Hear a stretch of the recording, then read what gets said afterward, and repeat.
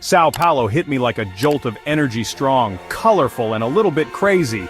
The city was buzzing with millions of people. This city of buildings felt alive, like a big orchestra of car horns and chatter. People on the streets sold everything you could think of, from fresh juice to gadgets. The smell of grilling meat filled the air. It was almost too much, but in a good way. I explored the city's hidden corners, from the rough back streets to the lively markets. Every neighborhood had its own special feel. You could lose yourself in the fancy shops of Pinheiros or the classic Italian restaurants of Bixiga.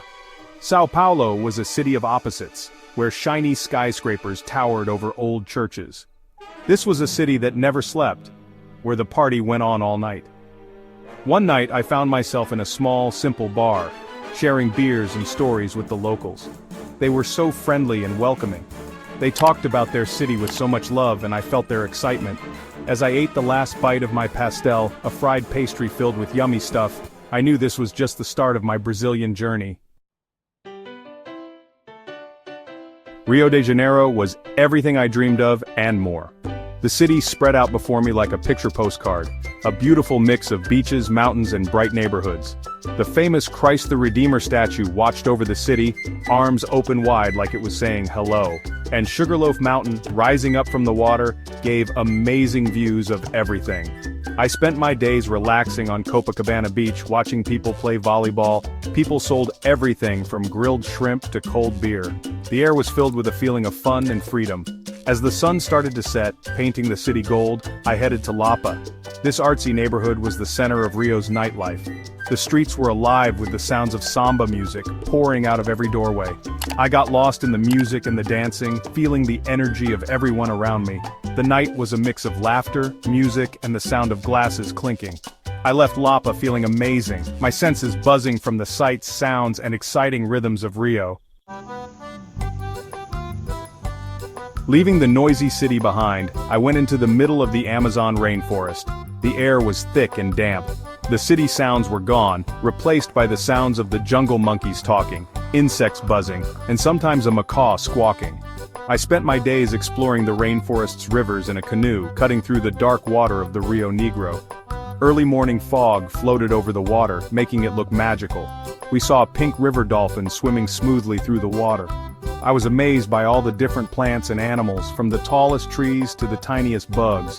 One night, sitting around a campfire, our guide told us stories about the rainforest and its people.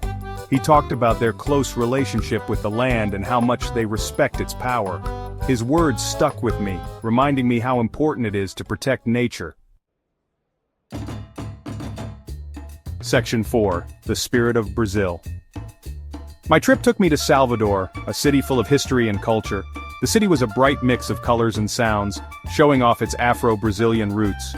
Cobblestone streets led to old churches and squares decorated with fancy carvings. The air smelled like spices and the steady beat of drums.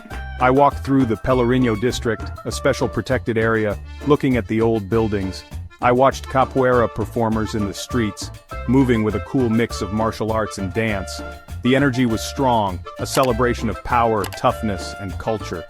I couldn't leave Salvador without trying the local food. I ate acarajé, a fried bean cake with shrimp and spicy sauces. The flavors were strong and exciting, just like the city itself. Section 5. See you later, Brazil. My Brazilian adventure ended in Florianopolis, a beach city known for its beautiful beaches and relaxed feeling. Sitting on the sand, watching surfers ride the waves, I thought about my trip. From the busy streets of Sao Paulo to the calm waters of the Amazon, Brazil had stolen my heart. It was a country of opposites, where beautiful nature met busy cities, where old traditions lived alongside modern life. As I got on the plane, I felt a little sad, but I also felt thankful. I had seen the true spirit of Brazil, and I knew deep down that this wasn't goodbye, but